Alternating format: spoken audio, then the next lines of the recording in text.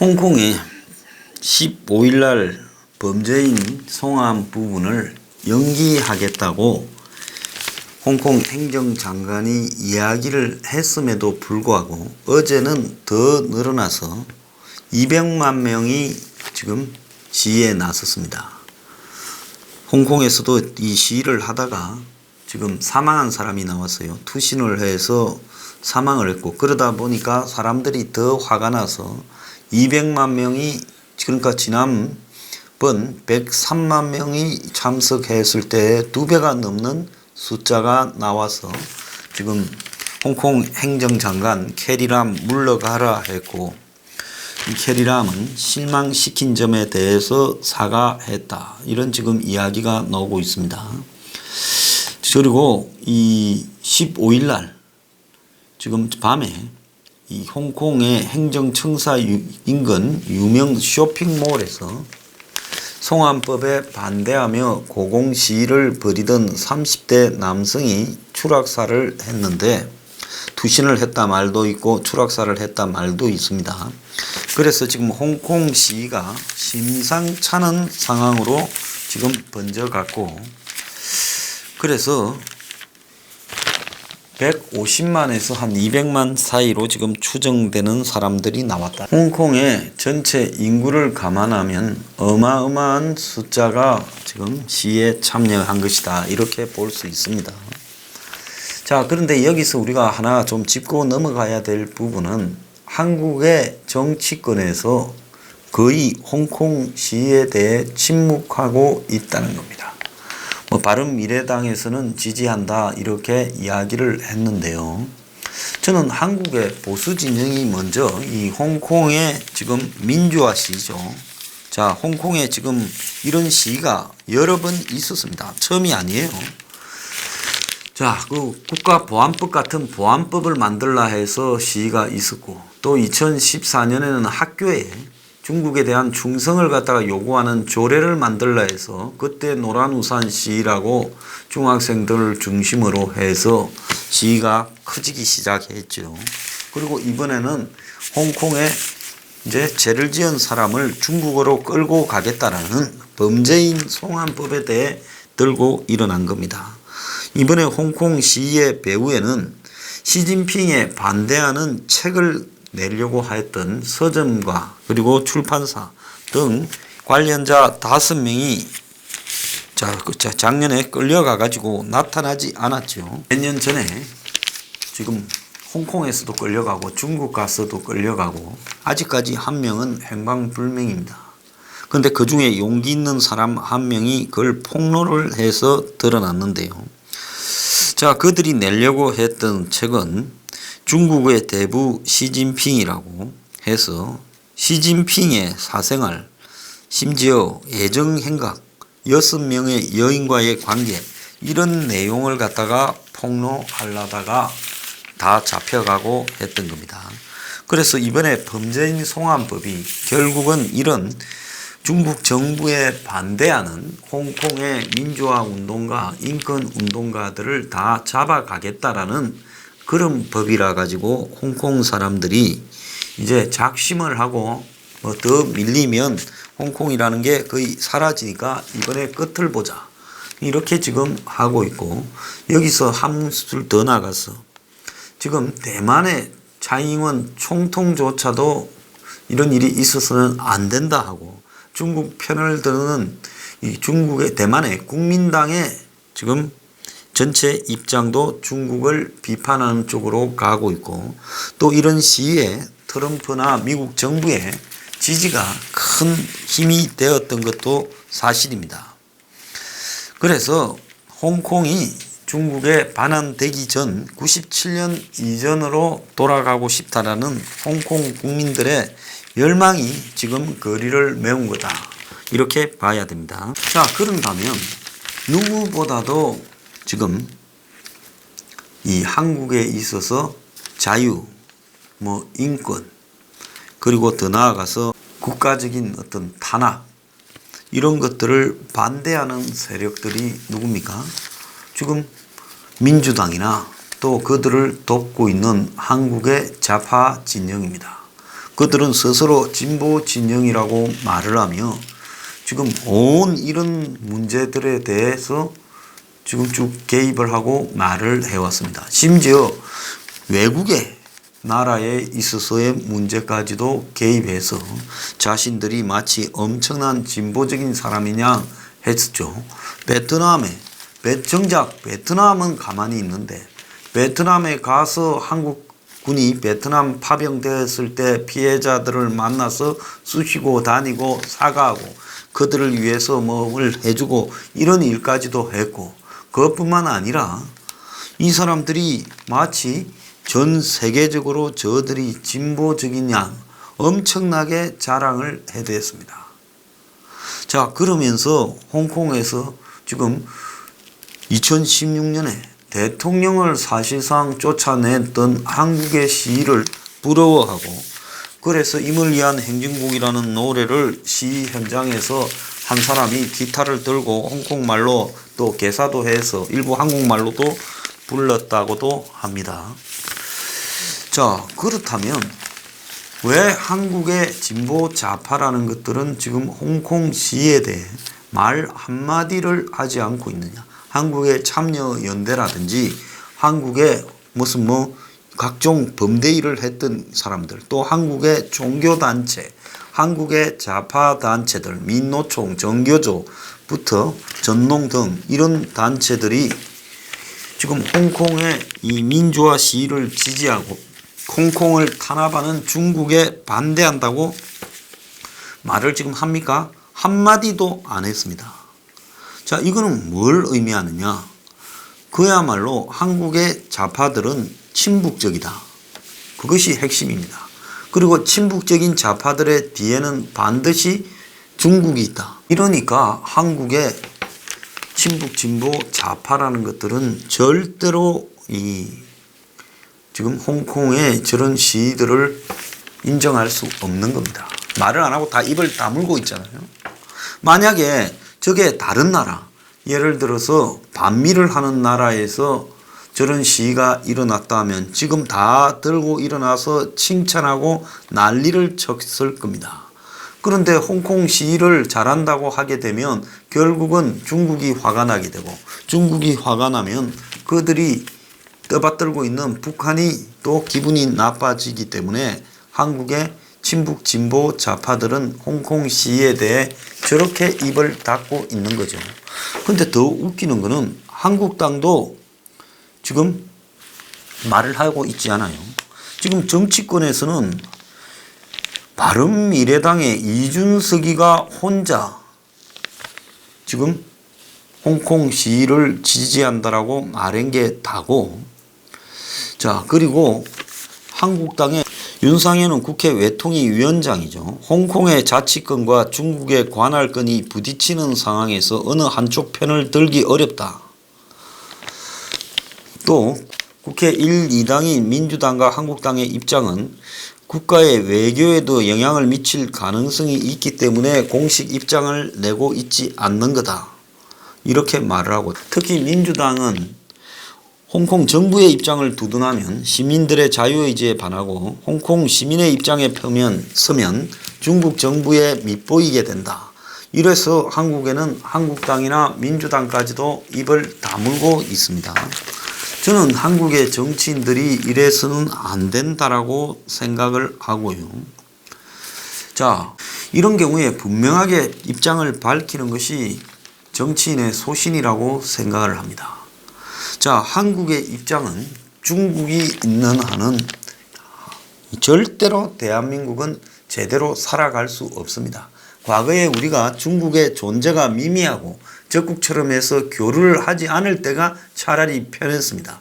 근데 중국이 개방을 하고 무슨 경제적으로 시장 제도를 채택한 이후에 우리가 중국에 물건을 팔고 이러면서 덕을 좀 보고, 또 그 뒤에 중국으로 많은 공장이 들어가면서 마치 중국이 우리를 먹여 살리고 미국은 끝난 것처럼 생각을 하면서 이 부분에 대해 전부 중국에 대해서 입을 다물었죠.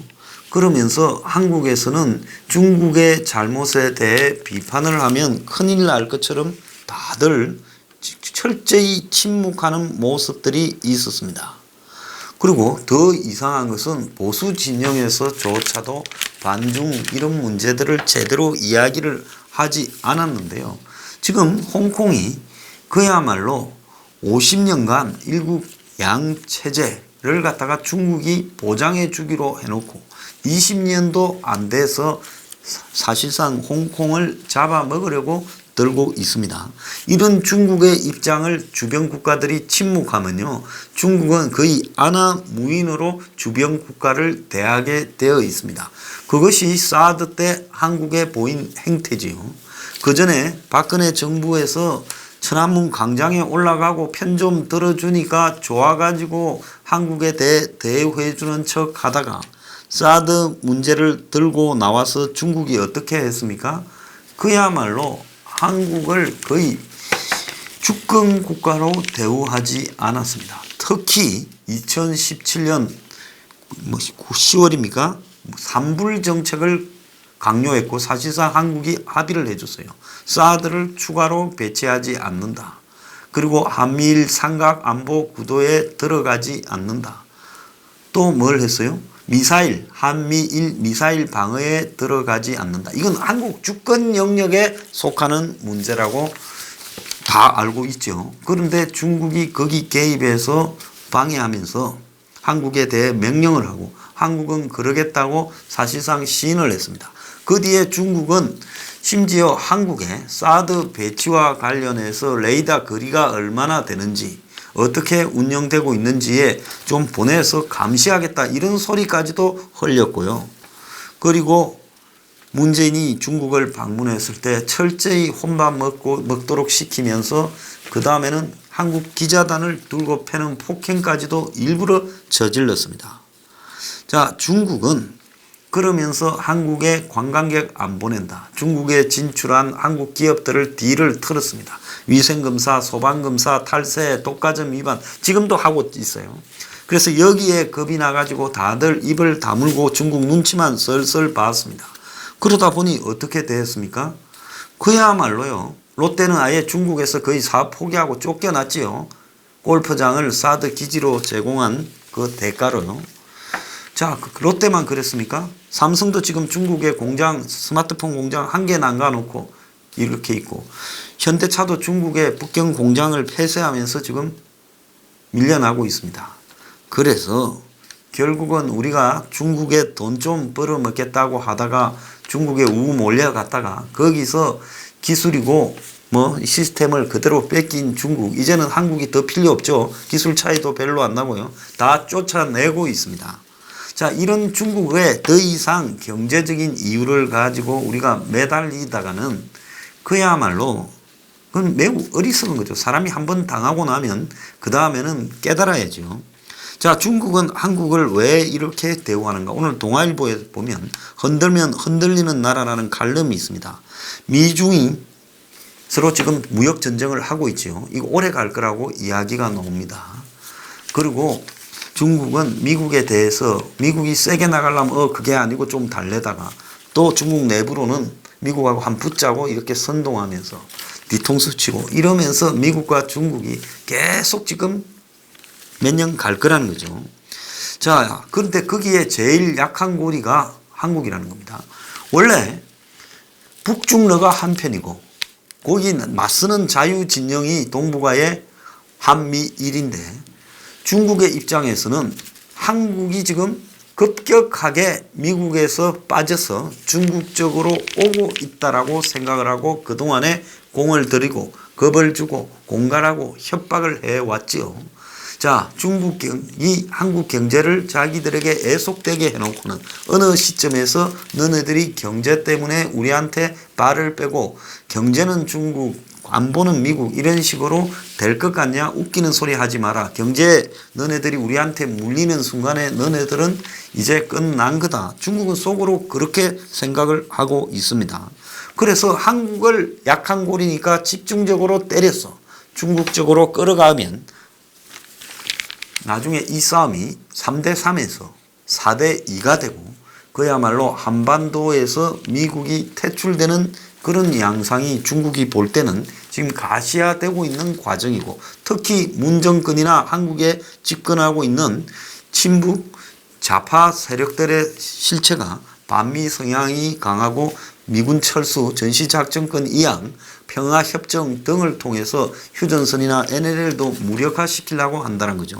그러면 결국 김정은의 뜻이 남한에 관철이 되면 남한에서는 미군이 몇 명만 남고 사실상 떠나고, 이런 한국을 지금 연방제를 중국이 관리하면서 이제는 한반도를 중국이 거의 장악함으로써 서해는 온전히 자기들의 호수가 되고, 이제 일본이 최후 방어선이 되도록 만드는 전략적인 엄청난 효과가 있죠. 이 부분에 대해서는 러시아도 공감을 하고 있습니다.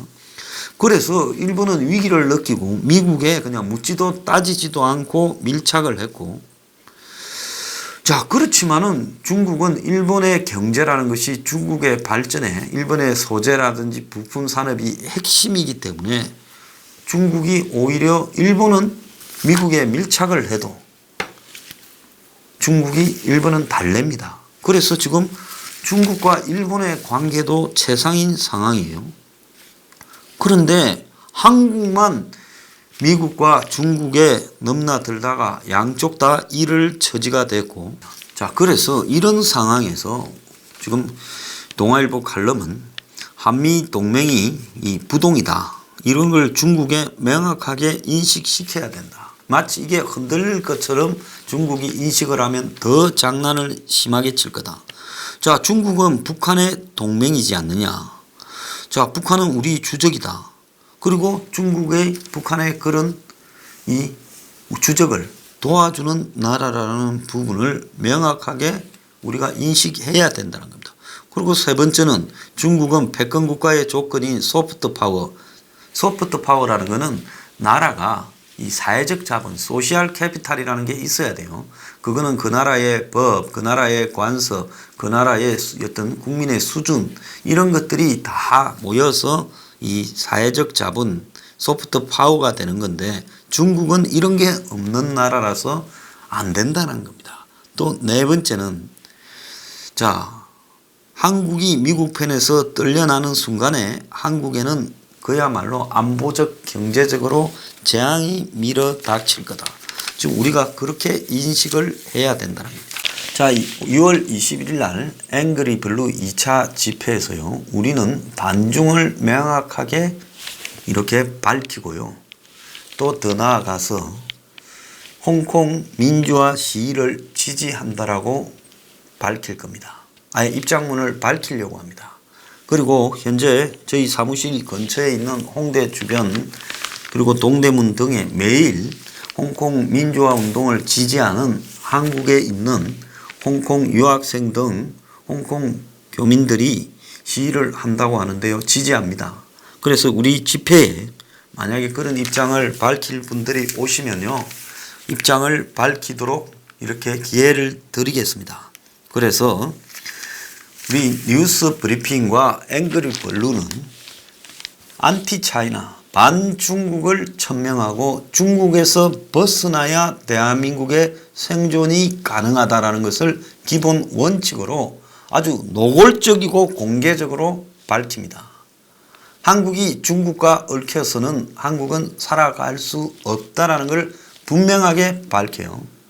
그리고 두 번째로는 그런 중국에 의해서 고통을 받고 있는 홍콩 시민들의 의견을 저는 존중합니다. 그들의 주권이 존중되어야 되고요, 중국의 그들에 대한 탄압은 사라져야 되고, 또 중국의 대만에 대한 위협도 사라져야 된다는 것이 우리 입장입니다. 그리고 한국의 보수 세력은 이걸 입장으로 채택해야 되고요, 한국당이 안 되는 것은 이런 문제에 대해서 끝없이 기회주의적이라는 겁니다. 박근혜 전 대통령이 천안문 광장 막루에 올라간 것은 명백히 잘못된 겁니다. 제가 절대 올라가서는 안 된다고 2015년 9월 3일인가 이야기를 여러 번 했어요. 그런데도 올라갔고, 그 이후에 박근혜 정부는 매우 어려운 식으로 이렇게 흘러갔습니다.